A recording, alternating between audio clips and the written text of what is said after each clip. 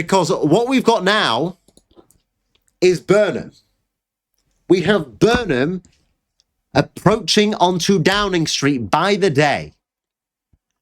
There is no contest in front of him. He has no rivals anymore for Downing Street. He has nothing in the way. He has a clear path to it. He was given a clear path because Reform won the local elections. And I know I've disagreed with everybody on that. That's fine. You can all disagree with me.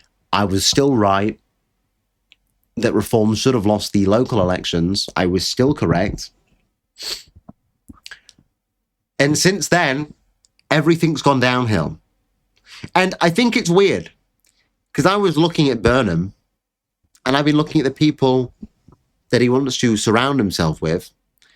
And I've been doing a bit of digging and research onto these things. I mean, one thing from the last 2 days is Shabana Mahmood wants to sack Immigration Minister Mike Tapp because of his comments about the immigration reforms. Now, interestingly, Shabana Mahmood is fully behind Burnham.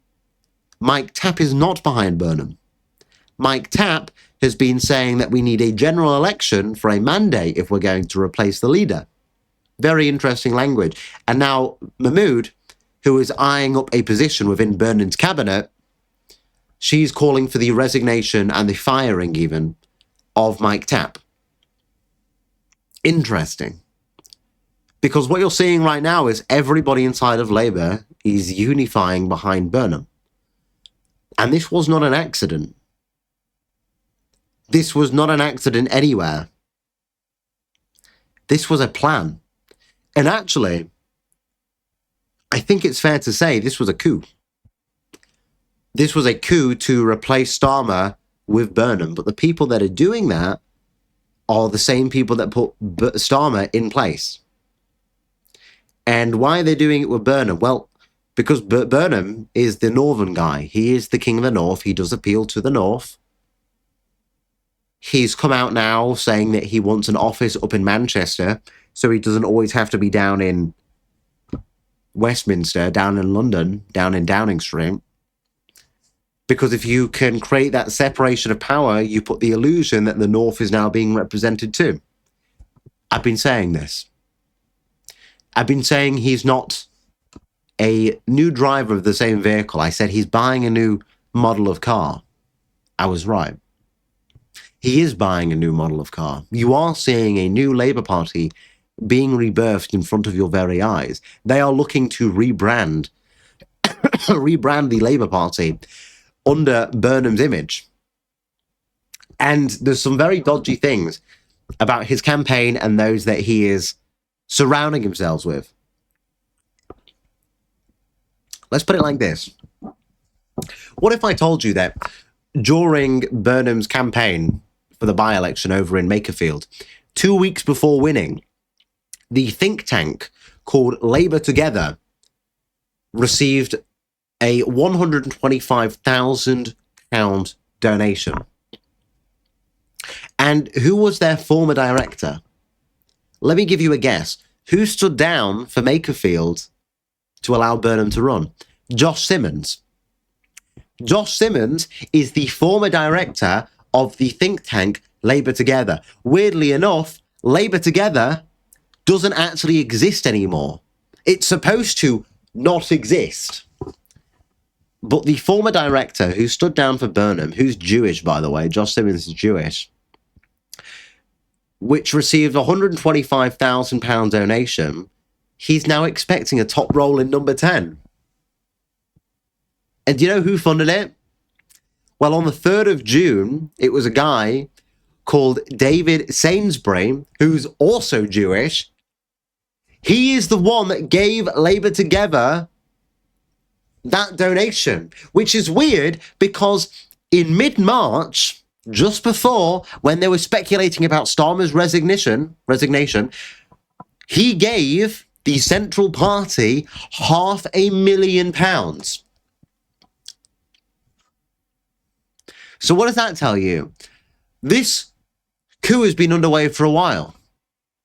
This overthrowing of Starmer has been underway for a while. They just needed the excuse. And what was the excuse? the local elections. Reform doing better at the local elections. And I want to quickly point this out about David Sainsbury, Lord David Sainsbury, as I really should call him. He's a big associate with the Labour Friends of Israel group, right? The Labour Friends of Israel group was also one of the first groups to congratulate Burnham on his win after the by-election victory. They came out and they said, we look forward to working with you. Which is bizarre because Burnham, who ran in this position because Josh Simmons stood down, who was the deputy, the former director of Labour Together, which received a £125,000 donation from David Sainsbury, who also gave £500,000 to Labour. And get this, David Sainsbury, he was sat at one of the top tables during a key Labour Friends of Israel discussion. One of their fundraiser dinners. How weird. How weird. And I want to read this news article. This comes from 2008, 18 years ago. This is by the Palestine Chronicle, right? It's a little bit long, so buckle up. But this is basically explaining Blair and New Labour's rise into power. Before New Labour was invented, the Labour Party was more sympathetic to the Palestinians. John Mendelsohn, of the Labour Friends of Israel, has explained how it changed. And I quote, Blair has attacked the anti-Israelism that has existed in the Labour Party. Old Labour was cowboys and Indians politics, picking underdogs to support. But the direction has changed. Zionism is persuasive in New Labour. It is automatic that Blair will come to Labour Friends of Israel meetings. End of quote. One of Blair's first acts on becoming an MP in 1983 was to join Labour Friends of Israel, but the major change only occurred once he rose to control the Labour Party. To carry out his planned policies, he needed to break the funding influence of the trade unions, so he needed to align with ample funds. In 1994, a legal friend and colleague of his, Eldred Tabachinik, QC, the former president of Board of Deputies of British Jews, introduced him to Michael Levy, a pop music mogul and fundraiser for Jewish and Israeli causes, a member of the Jewish Agency World Board of Governors and a trustee of the Holocaust Education Trust. This was at a dinner hosted by the Israeli diplomat Gideon Meir. Soon after, Blair was invited to the Levy's palatial home and tennis court. According to Andrew Porter of The Business, Levi expressed his willingness to, quote, raise large sums of money for the party, end of quote, if there was a, quote, tacit understanding that Labour would never again, while Blair was leader, be anti-Israel. End of quote. The result, Levi ran the Labour Leaders Office Fund to finance Blair's campaign in the 1997 general election. Levi, in effect, made New Labour possible, for this was rewarded immediately with a peerage as some of their donors. Levi described himself as a, quote, leading international Zionist, end quote, and has since praised Blair for his solid and committed support of the state of Israel. But Blair needed a constant source of funds if he was to reduce the influence of the unions, and it seemed he needed to side its source, lest it be questioned. One of the better-known figures of Labour Friends of Israel is David Abrams, a Jewish property developer. The president of the Zionist Federation, Eric Moonman, vouched for him, saying, quote, I know David well and have travelled with him on a number of occasions. End quote. Abrams took on part the task of securing funding New Labour. He gave more than £650,000 to the party under 4 other people's names, a move since admitted to be unlawful by the Prime Minister Gordon Brown, but which has had no legal consequences. Abrams explained generally that he wanted to remain anonymous as he is a private person, but he said far more to the British Jewish Chronicle. He said he gave the money to Labour secretly since he did not want Jewish money and the Labour Party to be linked, thinking this would make people suspect like there was a Jewish conspiracy. Labour Party officials initially denied knowing about the secret methods, but evidence has since emerged that Abrams was at the time in close contact with Prime Minister Gordon Brown's election campaign advisor, John Meddleshawn, who also happened to be the ex-chairman of the lobby group Labour Friends of Israel. Other Jewish Labour members of Labour Friends of Israel kicked in money. Here's where it gets interesting. Lord Sainsbury gave £1 million. Levi, by 2021, had raised £15 million. Thus, the Israeli lobby helped Labour break the power of the trade unions in return for reshaping the entire political scene in the interests of Israel. So when I spoke about Burnham is the new Blair, Burnham is Blair 2.0, who are the key players coming back now? It is people like Lord Sainsbury. It is Josh Simmons and the Labour Friend of Israel board. It is that money which dominated New Labour. And as Burnham has said, it would be foolish not to listen to Blair. You are re-entering the time of Blairism under the new brand of Burnham. And it gets worse because Burnham's former advisor, which is a woman called Jennifer Gerber, she is quite literally a sitting Labour Friend of Israel director. Everything about this is connected. And his new team will include Josh Simmons. It will be the ex-director of Labour Friend of Israel. It will be the ex-director of Labour Together. And it gets worse because these are the same people who have quite literally spied on critical journalists. They've tried to harass critical journalists. The ensuing of misinformation was egged on by people like Peter Mandelson. Peter Mandelson, involved in the Epstein files, big supporter of Israel, big Israeli connections straight to Jeffrey Epstein, completely corrupted to the soul. And it goes further. Josh Simmons, how about in October of 2023, him and Labour Together, the group that no longer exists apparently, it hosted an event with Peter Mandelson. So all of these campaigns pushing Burnham in the media everywhere, the Suns, the Times, pushing him forward, trying to highlight him, trying to paint him in a good light. It's all connected. It's all connected to the Mandelson case. It's all connected to the Israeli spies. It's all connected to Labour Together. It's all connected to Lord Sainsbury. And at that meeting, there were people like fucking Jonathan Reynolds, who, again, was the executive chair of Labour Friend of Israel. Why are they all so connected? Why is all this money together? Why is this Labour Friend of Israel pushing forward so many sums for Andy Burnham? Why is Josh Simmons, the Jew, standing down to give him that specific seat and then receiving funds from Lord Sainsbury? And do you remember who helped Starmer get into power? Do you remember who allowed Starmer to be the leader of the Labour Party? Do you remember Morgan McSweeney, the guy that lived in Israel for a few years, the guy that was involved in smashing out any anti-Israel voices? Well, weirdly enough, his leaving party, do you remember how he had to leave the Labour government after some scandals back in March?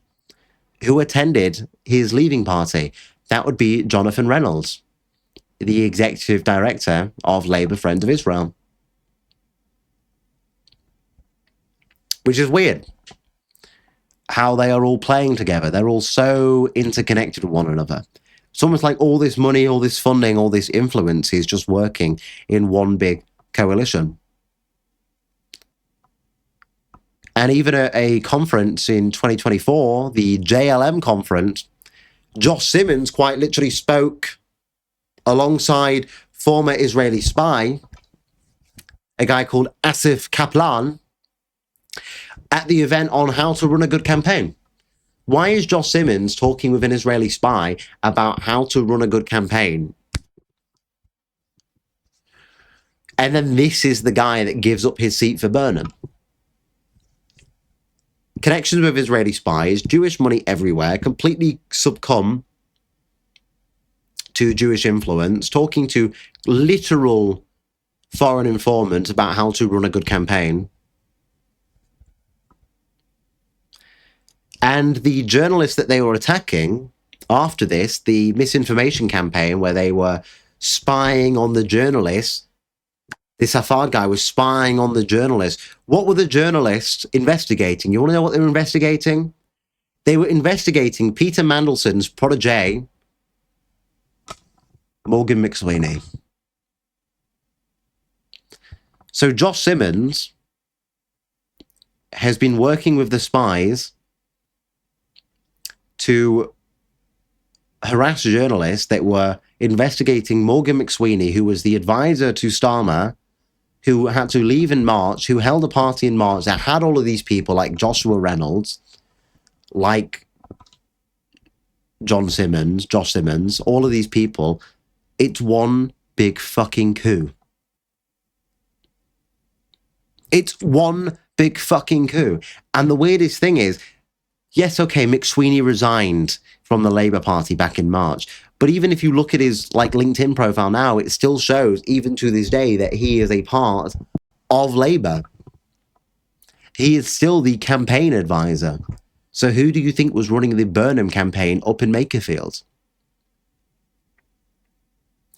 And do you know what he attended last week? This is where it gets really interesting, okay?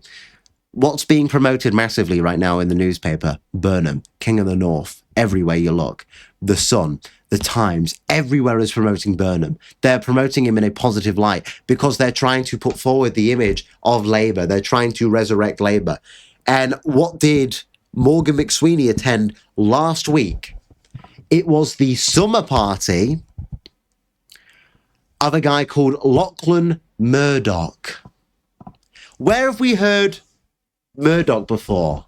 Oh, Rupert Murdoch. Well, Lachlan Murdoch is the owner of The Sun and The Times, who have been promoting Burnham in a positive light. And everyone turned up to this party. Starmer, Badenoch, Robert Jenrick, he turned up. Wes Streeting, remember, just a bit ago, he was very much so against Burnham. He said that Burnham will not have a smooth sailing into the Premiership. He will still have to deal with a contest. And now Wes Streeting is completely behind him and stepping out of the way to allow Burnham to run straight into power. Because it's a coup.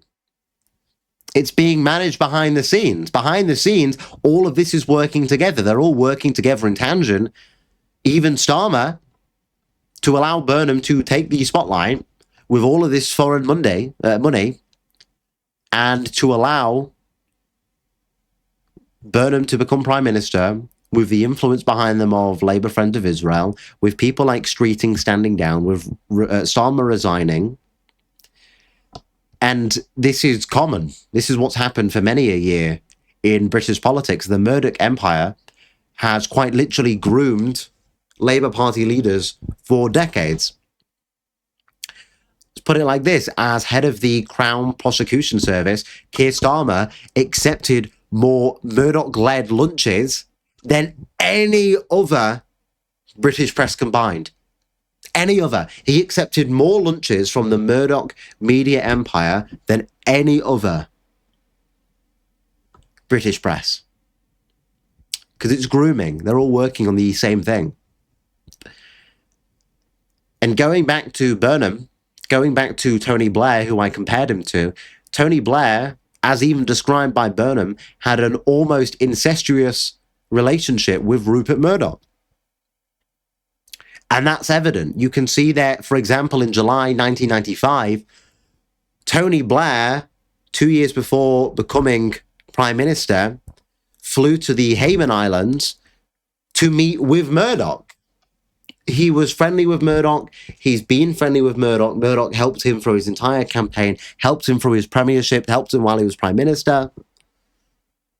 And that's why Burnham's coming out now, and he said that not listening to Blair would be akin to losing the plot. He said that not listening to Blair would be stupid, because Burnham knows that he needs it. And everybody's getting behind it. Your Wes Streeting is getting behind it. Your Shabana Mahmood is getting behind it. Even Keir Starmer is getting behind it. And Wes Streeting was the biggest advocate for Starmer's resignation. I keep saying that wrong. Resignation. He was the biggest advocate for it because he wanted to be party leader. And isn't it funny that now that he's been promised a cabinet position, a top cabinet position, after saying that it would not be a straight path for Burnham to go straight to a coronation, now that Streeting has been promised a top position, he has moved away and he's gone, actually, I'm going to endorse Burnham. Burnham should be the next Prime Minister. He should be the next leader of the Labour Party, with every other MP falling in line. Because they're all being promised things. Streeting, Mahmood, both being promised roles inside of the cabinet.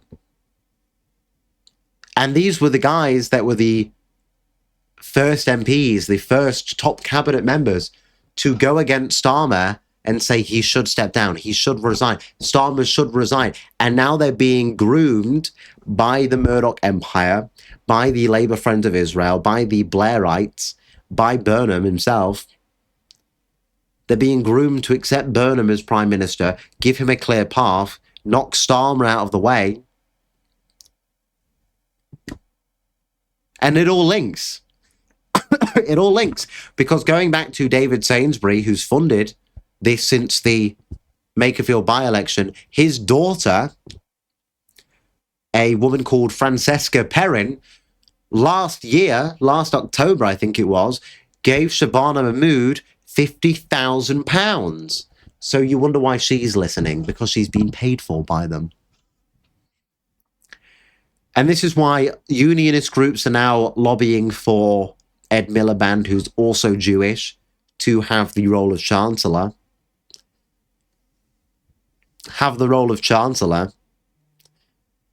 And let's not forget, Miliband, longtime supporter of Labour Friends of Israel, said at a 2011 lunch that he is grateful to Israel and he respects Israel and he admires Israel. Why? Because he's a Jew. Because he cares about his ancestral homeland. And these are all the exact same factors.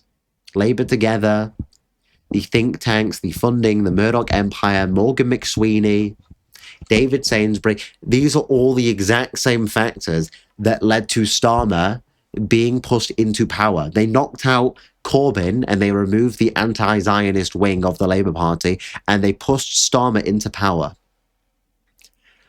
And now, when they have a better puppet, they are doing everything in their power. They are funding everything in their power. They are working behind the scenes in an almost performance-like base to push Starmer out of power, to put Burnham in power, so that the Murdoch Empire can control it. The Labour Friends of Israel can lobby into it. They control the scene. They control the unions. Morgan McSweeney controls the direction. Josh Simmons gets his position up in the cabinet. Burnham gets his paychecks from the Murdoch Empire, and they groom him into being this key Blairite figure, while Blair sits in the background getting government deals. His son gets government deals. It's all a game. And you're being played. And I said this, you give them a chance to revive the Labour Party, they will all work in tangent to revive it. And when they do, they will push forward thousands and thousands and thousands of pounds to rebirth the Uni Party. And what are you going to see now? What is polling showing now? Labour's on the rise. The Tories are on the rise. The Uni Party is going to make its grand return. And every dissident that's ignoring this because they were fine with voting reform in the local elections, even though I said that was stupid, and I was right.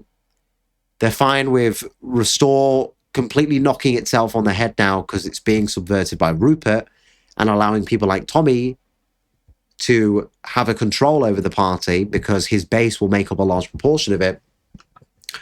Because of all of that, you are now ending up in a situation where you are bowing down to the Blairite government, the Jewish systems on top of us. I'm not even going to sugarcoat it. I'm not even going to sit here and sugarcoat it. It is Jewish money that is controlling our politics once again. This has been reported since 2008 with people like David Sainsbury, Lord David Sainsbury, having an influence over government policy and lobbying powers on the behalf of Jewish interest and Israeli interest, with literal Israeli spies meeting our Labour MPs at Labour Friends of Israel dinner discussions and doing smear campaigns against journalists that try and expose Peter Mandelson's protege, known as Morgan McSweeney, who finally had to be booted out of the party, but still has a large role behind it. Get mad at me, say what you want. They're the facts. Everything I just said to you, you can go and research. That's all a fact.